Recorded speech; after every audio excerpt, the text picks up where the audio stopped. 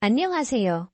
여러분, 저는 경기도 하남시에 거주하고 있는 38살 평범한 직장 다니는 여자랍니다.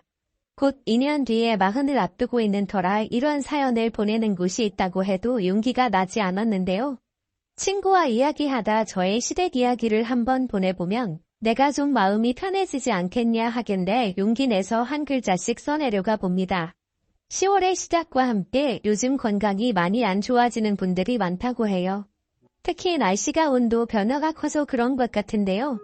저는 다른 잔병치대는 없는데 환절기가 시작되면 저는 하루하루가 고통스러운 나날들의 연속이랍니다. 여러분들은 기염 혹시 알아본 적 있으신가요? 저는 만성비염 환자로 환절기에 봄만 되면 뽀가루 때문에 눈이나 뽀가 마비될 정도로 심각해지는 사람입니다.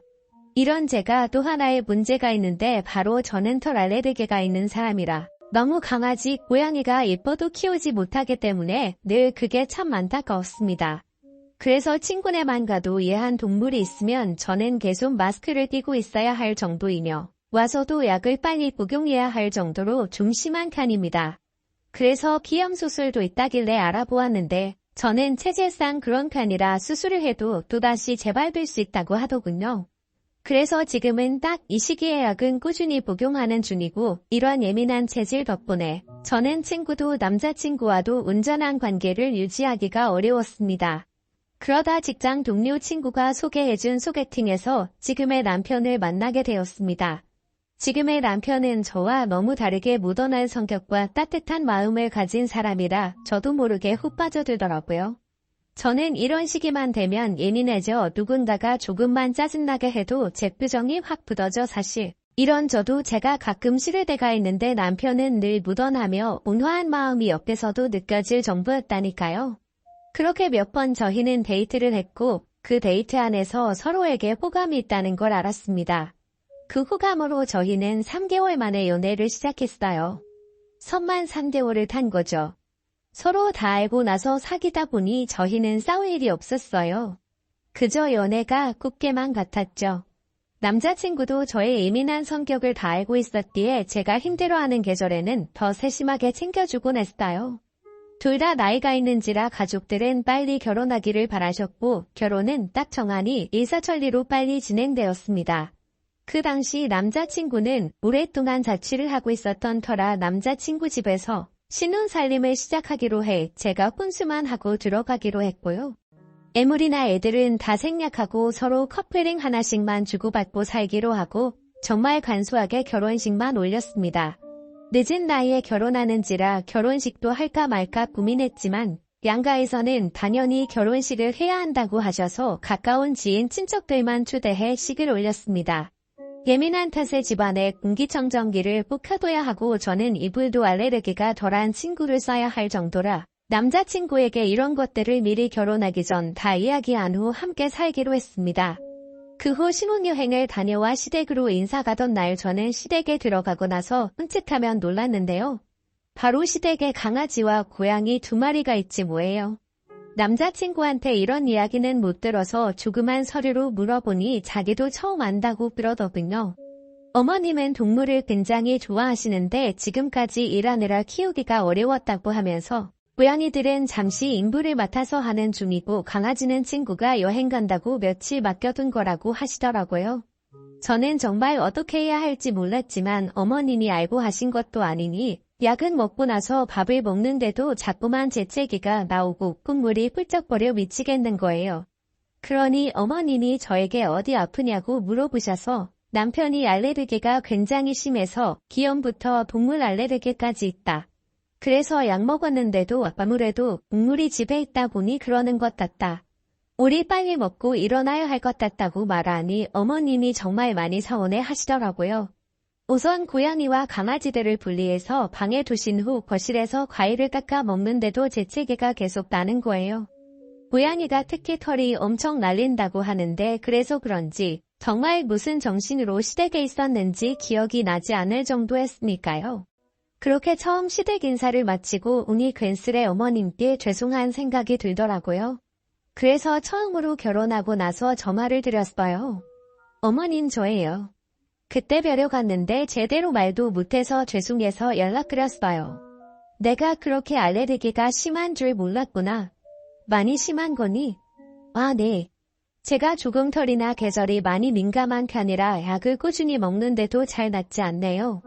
그래, 알았다. 괜찮으니 다음에 보자 하고 전화를 끊었습니다. 저는 처음에는 이 통화에서 어머님이 그래도 나를 이해해 주시는구나. 다행이다라는 생각이 강했거든요. 동물을 너무 좋아하시는 어머님이라 내심 서운해하시는 것 같았지만 사실 어쩔 수 없는 일이잖아요. 그렇게 잊고 살던 어느 날 남편이 엄마가 끝나고 집에서 식사하자고 시댁으로 오라고 했다고 하길래 부랴부랴 퇴근하고 시댁으로 건너갔어요. 건너갔는데 웬걸 고양이 한 마리가 딱 있더라고요. 어머님이 이제 얘도 그만두고 해서 한 마리를 키워볼까 한다고 너희가 자주 오는 것도 아니고 고양이 한 마리는 괜찮지 않냐면서 평생 꾸미셨다고 하시더라고요. 강아지를 너무 키우고 싶으셨는데 강아지는 외로움을 많이 타서 보다가 이 고양이한테 눈길이 넘어가서 그냥 올 수가 없었다고요. 물론 어머님의 생각이고 어머님이 키우시는 거니까 저야 상관은 없겠지만 앞으로 시댁에 자주 못 가겠다라는 생각은 들긴 했어요. 솔직히 그냥 다들 잘 됐다면서 축하하는 분위기로 식사를 끝내고 후다닥 자리를 일어나려는데 어머님이 이제 우리 냥이도 자주 봐야 하니 너도 그런 예민한 체질을 좀 고쳐야 하지 않겠냐고 말씀하시더라고요. 저도 제가 체질을 고치고 싶어도 사실 그게 쉬운 게 아니잖아요. 그냥 알겠다고 하고 집으로 돌아가는 내내 괜스레 서급해졌대요. 남편은 나중에 따로 엄마한테 얘기할 테니 너무 서운해하지 말라고 다독였지만 저는 사실 그게 잘 안 되긴 했어요. 그 뒤로도 종종 시댁에 가면 어머님은 제가 알레르기가 있는 걸 아면서도 밥을 먹을 때도 계속 옆에 고양이를 안고 드시는 거예요. 남편이 밥 먹을 때는 조금 다른 곳에 두라고 해도 왜 자기 자식한테 그러냐면서 오히려 화를 내시니까 할 말이 없었습니다. 저희 부부는 그럴 거면 출입도 하지 말라는데 참 남편도 이번에는 화나서 안 온다고 하고 가자고 하고 나왔습니다. 괜히 저 때문에 그런가 싶어서 마음이 좋지 않아 그 주 주말에 정말 내키진 않았지만 고양이 간식도 사가지고 시댁으로 방문했어요. 어머님은 내심 기뻐하시더라고요. 그렇게 시댁에 가서 소파에 앉아있는데 원래 고양이들은 사람들 보면 피하고 도망가는 동물이라고 알고 있었는데요. 근데 갑자기 고양이가 제 무릎에 쏙 앉더라고요. 저는 너무 놀라서 소리를 지르면서 확 일어나면서 고양이가 제 손에 3개 맞았나 봐요. 저는 진짜 모르고 했던 일이어서 어떡하냐고 너무 놀라서 했다고 하는데 어머님이 우시더니 정말 제 팔을 3개 때리시는 거예요. 차알싹 하는 소리가 날 정도로요. 순간 거기 있는 모든 사람들이 다 정적이 흐를 정도였으니까요. 봐봐 너도 이러니까 아프지? 고리랑이가 너 때문에 얼마나 아팠겠어? 어머님 저는 일부러 그런 게 아니라 갑자기 저한테 와서 놀라서 일어나다가 그런 건데요. 그거나 하지 그래도 좀 조심해야지 아직 애기인데 내가 애기도 안 켜봐서 너는 참 정이 없구나. 너가 어떻게 그렇게 애가 독하니? 보통 여자애들 보면 애완동물 보면 너무 좋아서 미치겠다고 하던데 너는 애가 좀 특이하구나 라고 하시더라고요. 정말 억울했지만 저한테 맞은 건 맞으니 알겠다고 주의하겠다고 했죠. 그 뒤로도 고양이와 얽힌 사건들은 정말 많았습니다. 날이 갈수록 심해지는 어머님의 고양이 사랑에 정말 모든 가족들이 지쳐버릴 정도였으니까요. 시장에 갈 때도 데리고 다니시고 고양이들은 원래 밖에도 무서워하고 산책도 잘 안 시키는 걸로 알고 있는데 어머님은 어디 갈 때마다 가방에 넣어서 데리고 다니시더라고요. 심지어 명절에는 산소 갈 때도 데리고 오셨어요. 혼자 있으면 외로워한다고요. 저는 점점 알레르기가 심해져 약 복용량도 늘리면서까지 어머님을 이해를 하고 했거든요. 그런데 어머님은 저를 전혀 생각하지 않으시더라고요. 그러다 정말 제가 시댁의 어머님에게 정이 떨어지는 날이 바로 지금 사연을 보내게 된 이유입니다. 그날은 정말 날이 무지하게 화창했던 걸로 기억하고 있어요.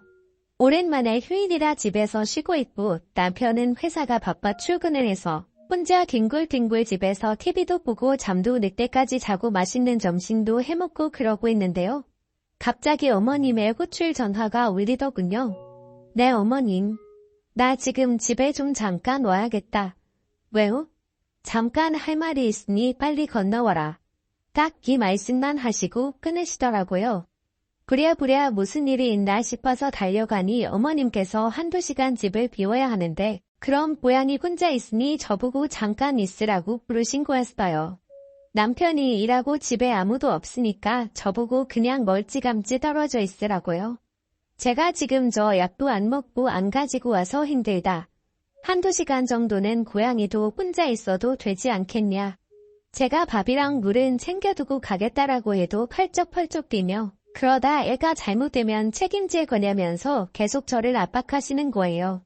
결국에는 1시간 정도 있다가 금방 오겠다고 하시고 부모님은 나가시고 그 집에는 고양이와 저 단둘이 있었죠. 계속 기침이랑 재채기 콧물이 나와서 미치겠어서 창문도 열고 마스크도 착용하고 있었거든요. 근데도 약을 안 먹어서 그런지 자꾸만 몸에 식은 땀이 나고 너무 힘들더라고요. 안 되겠다. 잠깐 바람이라도 쐬야지 하고 문을 살짝 열고 나갔다가 한 2분도 안 돼서 들어와도 좀 살 것 같더라고요. 그렇게 1시간이 지났는데 고양이가 보이질 않는 거예요. 아까까지만 해도 있었던 것 같은데 원래 잘 숨어 있는다고 해서 저는 당연히 집에 있는 줄 알았거든요. 막 고양이를 찾았는데 아까 제가 열어둔 그 문틈 사이로 나간 걸로밖에 지금 보이지가 않더라고요. 안 되겠다 싶어서 밖으로 막 찾아다니는데 없고 풀밭이나 멀리 못 갔을 것 같아서 주차장도 뒤지는 데도 없고 그렇게 터덜터덜 집으로 돌아오는데 어머님이 돌아오셨더라고요.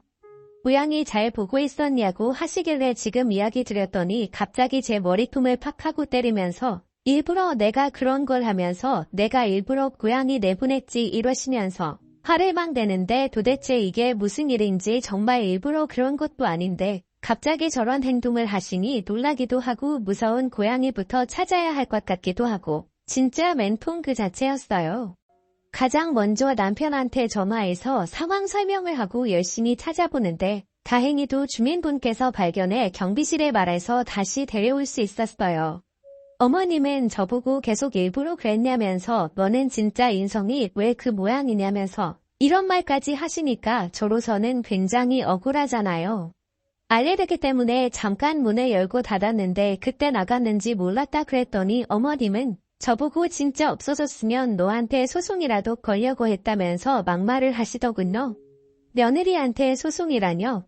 일부러 내보낼 것도 아니고 물론 문을 열어둔 건 잘못된 거지만 당연히 저도 고양이를 처음 보는 동물이라 그렇게 집을 휙하니 나가는지 사실 그런 걸 잘 모르고 무지하기도 했어요. 그리고 당연히 제가 문 앞에 있었기에 고양이가 나가는 걸 보지 못했기에 당연히 집 안에 있다고 생각했죠. 그래도 그때는 우선 고양이를 잃어버린 건 제 탓이기 때문에 고개 숙여 사과를 했습니다. 그 뒤로 저에게 이런 부탁 안 하셨으면 하겠다고 봤어요. 근데 정말 문제는 여기서 끝이 아니었습니다. 제가 몸 상태가 정말 많이 안 좋아져서 그나둔 집에서 좀 쉬려고 했는데 어머님이 또다시 시댁으로 건너오라고 하시는 거예요. 제가 몸이 정말 안 좋다. 다음에 가겠다 해도 막무가내로 오라고 하시는 탓에 넘어갔고 저는 시댁에 방문한 지 1시간도 안 돼서 응급실에 실려가 했습니다. 응급실에서 눈 떠보니 남편의 얼굴이 보이더라고요. 남편이 걱정스러운 얼굴로 괜찮냐고 하는데 왜 그렇게 눈물이 나던지요. 그렇게 다시 잠든 것 같은데 어디서 이야기 소리가 들리길래 들어보니 따라왔던 어머님이 저에 대한 험담을 남편한테 늘어놓고 있더군요. 얘가 너무 예민하다. 그렇게 예민해서 어쩌냐. 정말 무서워. 걔한테 무슨 일을 시키겠냐면서 걔가 지금 꾀병인 것 같다는 등의 이야기를 하시더라고요. 그러면서 그때 고양이가 집을 일부러 나가게 한 것 같다. 내가 그때는 그거를 생각 못했는데 애가 일부러 나를 골탕 먹이려고 냥이를 일부러 나가게 하려고 한 것 같다. 그러다 미소에 그친 거 아니겠냐면서 말도 안 되는 소리를 늘어놓더라고요. 남편은 말도 안 되는 소리 하지 말라고 애가 아픈데 엄마가 하도 불러대서 지금 응급실까지 왔는데 이런 얘기 나오냐면서 하는데도 어머님은 옆에서 제 험담만 계속 하셨어요. 그러고선 자기 오래 집 키우면 우린 냥이가 외로워해서 가야 한다고 횡하니 가시더군요. 제가 아파서 응급실에 왔는데도 끝까지 재택만 하시는 어머님을 보니 그동안 당했던 게 억울해지고 너무 서러워지는 거예요. 저는 지금까지 결혼해서 할 수 있는 도리는 다 했는데 정작 어머님은 제가 심한 알레르기가 있다고 했는데도 고양이를 잠깐 다른 곳 맡기거나 신경 써서 청소해 주지도 않으시면서 늘 저한테만 떠넘기라고 하시고 무슨 일만 일어나면 제 탓이라고 하시니 진짜 잘 살고 잘 해드리고 싶었는데 저를 낭떠러지로 몰아서 참을 수가 없겠더라고요. 응급실에서 나와 바로 시댁으로 혼자 택시 타고 갔어요. 남편에게도 말도 안 하고요. 들어가자마자 시어머니는 어떻게 왔냐면서 너 아프다면서 역시 꾀병이지 이러시길래 그 고양이를 놀게 하게 캣타워 라고 했거든요. 근데 그게 굉장히 무거운데 그걸 정말 저도 모르는 그 일에게 나왔는지 그 캣타워를 옆으로 밀어 쓰러뜨렸어요. 어머님은 그때서야 상황 파악이 되었는지 네가 미쳤냐면서 소리를 고래고래 들으셨지만 저는 그런 반응에도 아랑곳하지 않고 저도 똑같이 소리를 고래고래 질렀어요. 제가 그렇게 예민한 체질이라고 말씀을 드리는데도 불구하고 고양이를 맡기시질 않나. 제가 고양이보다 못한 취급을 하시질 않나. 도대체 여기는 누가 사람이고 동물이냐. 사람이 쓰러졌는데도 걱정보다 꾀병인다고 그렇게 말씀하시는데 그게 시어머니로서 할 말이냐면서 정신이 나간 사람처럼 막 소리를 지르고 내일은 없는 것처럼 눈깔이 뒤집혀서 박 보이는 물건들을 다 던진 것 같아요. 남편이 와서 저를 말렸지만 저한테 이러한 괴력이 있을지 누가 알았겠어요? 다 뿌리치고 지금까지 당했던 이야기를 하나 둘씩 늘어놓는데 그때 시아버지가 제 이야기를 듣고 정말 딱 한마디 하시더라고요. 어머님께 당장 고양이 내쫓으라고 다른 곳으로 안 보내면 이혼할 줄 알라고요. 아버님은 일 때문에 바빠서 지방에 가 계시는데 그때도 저는 아니신 줄 알고 올라왔는데 제가 난리를 치니 아마 엄청 놀라셨겠죠. 어머님은 어떻게 정들었는데 보내냐고 하고 아버님은 당장 보내라고 그나마 시간을 줄 테니까 잘 생각해서 잘 키워줄 사람 보내라고요. 아버님은 바빠서 가정에 신경을 못 썼다고 미안하다면서 저에게 진심으로 사과를 하셨습니다. 집에 혼자 있기 적적하셔서 고양이를 키우는 건 알았지만 이렇게 남까지 괴롭히면서 키울 줄은 모르셨다고요. 그 뒤로 어머님은 아버님이랑 고양이 문제로 엄청 다투신 것 같은데 우선은 고양이 다시 있던 곳으로 돌려보낸 것 같으시더라고요. 그리고 저에게 어머님의 장문에 사과 문자가 왔지만 대충 읽어보고 답장은 하지 않았습니다. 고양이 때문에 벌어진 일이긴 하지만 그동안 어머님께 쌓였던 게 너무 많은지라 저도 감정적이었기는 합니다. 사실 일곱 말고도 어머님의 고양이 사랑이 너무 과도해 저를 고양이보다 못한 취급을 하셨으니까요. 심지어 제가 방에 들어가서 밥을 먹으라고 할 정도였어요. 하지만 어머님이 원치에 외로워하셨기 때문에 제 나름대로 이해해드리려고 최선을 다했지만 그 결과가 이러니 더 이상 배려해드릴 것도 없잖아요. 어머님은 고양이 보냈다고 이제 안 키울란다 하면서 전화가 와서 말씀하시길래 저는 더 이상 어머님이랑 할 말 없다고 제가 고양이보다 못한 사람인데 전화는 어떻게 하셨냐면서 비꼬았거든요. 아버님한테 그 뒤로 엄청 많이 군다고 생활비 카드까지 뺏겨서 지금은 일주일 단위로 생활비를 다 가신다고요. 지금까지 고양이 키우면서 들어간 돈이 자금 한참 몇 벽이 되신다고 해요. 저도 거기까지는 몰랐는데 아버님이 주는 생활비로 부족해 적금 통장에도 손을 대서 진짜 비싼 사료부터 엄청 많이 해주셨나 봐요. 저는 물론 반려견 반려묘도 당연히 가족이기에 충분히 그렇게 하는 건 나쁘다고 생각하지 않지만 아무 말도 없이 그렇게 하는 건 당연히 나쁘다고 생각하거든요. 어머님은 그 뒤로 더 이상 애완동물 얘기를 안 하기로 했다고 하시는데 그건 저도 모르겠네요. 저는 그리고 당분간은 시댁 출입을 안 하기로 남편이랑 합의봤어요. 남편도 꽤나 충격이었는지 자기도 당분간 엄마 보기가 어려울 것 같다고 하더라고요. 그래서 당분간은 시댁에 가지 않을 예정이랍니다. 저는 어머님 덕분에 기관지까지 더 안 좋아져 약을 더 늘려야 하는 상황인지라 힘들어졌습니다. 물론 어머님 덕분이지만 고양이가 가고 충분히 힘들어하셨으니 이걸로 그냥 저도 더 이상 어머님을 그만 보내드리려 해요. 그 뒤로도 전화가 왔지만 안 받을 때도 많고요. 남편도 자기 엄마 전화 안 받고 있는 상태랍니다. 어머님은 정말 가족에서 자기는 늘 혼자 산다라고 했지만 정말 혼자가 되었다고 생각이 될 정도로 가족들이 다 어머님의 성격에 질린 상태라고 하네요. 심지어 자기 자식 때부터 남편까지 그러는 거 보면 말 다 했잖아요. 이제 결혼해서도 싫으면 싫다 좋으면 좋다 자기 목소리를 내는 건 정말 중요하다는 생각이 드네요. 끝까지 이야기를 들어주신 여러분들께 감사드리며 여러분들은 저 같은 에피소드가 없기를 바랍니다. 환절기에 아무도 건강 조심하기를 바라며 이 글을 모든 분들께 행복이 기대기길 바랍니다. 우리 며느리들 화이팅해요. 여러분의 생각은 댓글로 남겨주세요. 오늘도 시청해주셔서 정말 감사합니다.